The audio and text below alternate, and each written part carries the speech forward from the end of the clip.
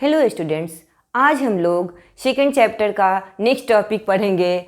East India company comes east, यानी कि व्यापार करने जब वो लोग आए तो किस तरीके से यहाँ अपना वर्चस्व कायम करने लगे। तो सबसे पहले ईस्ट इंडिया कंपनी हमारे यहाँ आई 1600 ईस्वी में और क्वीन एलिजाबेथ से ये अप्रूवल लेकर के आई कि कोई भी दूसरी कंपनी हमारे साथ कंपटीशन नहीं करेगी।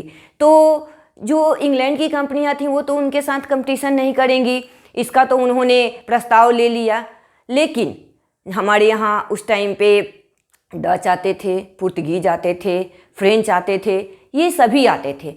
तो इसके चलते वो उनकी जो गवर्नमेंट थी वो अपने कंपनियों पे तो रोक लगा सकती थी, पर क्या और किसी यूरोपियन कंपनियों पे रोक लगाने को उनको राइट था? नहीं था। इसलिए इन्हें प्रॉब्लम का सामना तो करना ही पड़ा, क्योंकि हमारे यहाँ जो चीज़ महत्वपूर्ण थे जैसे कॉटन, हमारे यहाँ के स्पाइसेज में ब्लैक पेपर, कार्डामोम, ये सारे चीज़ तो जितनी भी यूरोपियन कंपनियाँ आती थीं वो सभी इन्हीं सारे चीज़ों को परचेज करती थीं और यहाँ से कम दामों में ख़रीद करके और अपने यहाँ ले जा करके वो ज़्यादा प्राइस में बेचती थीं और मुनाफा कमाती थीं। तो सभी चूँकि एक चीज़ का ही मार्केटिंग करते थे, इसलिए प्रॉब्लम था, इसलिए इनको आपस में प्रॉब्लम क्रिएट होता था। तो ये 1498 में वास्को डी गामा जो थे एक सी रूट खोजे। उसके पहले भी ट्रेड हमारे यहाँ होता था।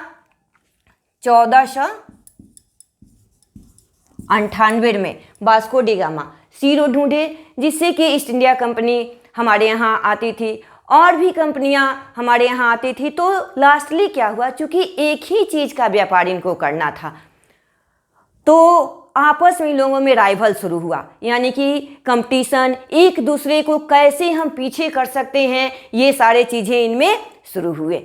तो अब ये लोग एक कंपनी दूसरे कंपनी के रूट को ब्लॉक करती थी और अपने कंपनी का फोर्टिफिकेशन वहाँ करती थी। तो ऐसे ऐसे ईस्ट इंडिया कंपनी को प्रॉब्लम का सामना करना पड़ा। तो उसके बाद ईस्ट इंडिया कंपनी के सामने क्या ऑप्शन था कि उसने सोचा कि सबसे पहले कहाँ पे वर्चस्व स्थापित किया जाए। तो उन्होंने सोच समझ करके कहाँ पे वर्चस्व स्थापित करने की ठान ली। तो East India Company begins trade in Bengal, यानी कि बंगाल में सबसे पहले वो लोग क्या सोचे कि चलो हम बंगाल से अपना ट्रेड शुरू करते हैं। तो 1651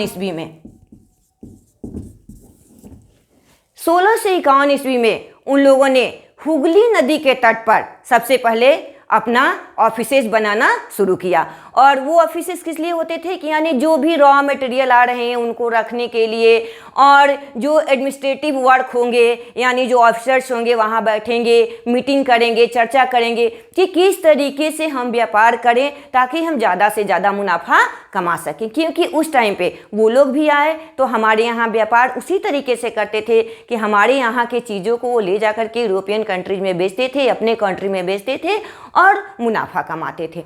बट धीरे धीरे उनका जो ये था मन जो था बढ़ते गया और 1651 से वो जो शुरू किए रॉ मटेरियल्स के लिए स्टोर रूम बनाना, अपने बैठने के लिए एडमिनिस्ट्रेटिव ऑफिसेज बनाना, और 1696 से वो लोग 1696 से वो लोग हमारे यहाँ व्यापार शुरू कर दिए। तो सबसे पहले उन्होंने औरंगजेब के पास ये प्रस्ताव रखा कि हमें कर मुक्त व्यापार करने की छूट दे दी जाए। तो ये कर मुक्त व्यापार करने की छूट उन्हें मिल गई। अब इसका वो मुनाफा कमाने लगे। सबसे बड़ी बात हुई उसमें बहुत सारे प्रॉब्लम भी क्रिएट हुए। अगर एक कंपनी कर मुक्त व्यापार करेगी और दूसरी कंपनी को कर मुक्त व्यापार करने की छूट नहीं दी जाएगी तो वहाँ भी प्रॉब्लम क्रिएट होगा। सबसे बड़ी बात ये हुई कि उस व्यापार के चलते प्रॉब्लम खड़ा होने लगा। तो जो बंगाल के नवाब थे उन्हें तो ये मंजूर नहीं हुआ, क्योंकि अगर कर मुक्त वो व्यापार करते थे तो उसके बाद वे लोग हमारे यहाँ के चीज़ों को बेच करके उसी मुनाफा से फिर हमारे यहाँ के चीज़ों को खरीद लेते थे। जबकि पहले जब वो लोग आए व्यापार करने तो वो अपने यहाँ से सोने चांदी ये सारे हीरे जवाहरात लाते थे और हमारे यहाँ के सामानों को खरीदते थे। पर अगर कर मुक्त व्यापार उनको हो गया तो वो लोग इस तरीके से करने लगे। तो जब बंगाल के नवाब थे जैसे मुर्शीद कुली खान थे, इस चीज़ को वो बर्दाश्त नहीं कर सके और उन्हें ये चीज़ पसंद नहीं आया, जिससे कि उन्होंने इनका विरोध करना शुरू किया। और उस विरोध का नतीजा हुआ क्या? तो पलासी की लड़ाई। तो बच्चों, हम नेक्स्ट वीडियो में क्या पढ़ेंगे? तो पलासी की लड़ाई किस तरीके से हुई।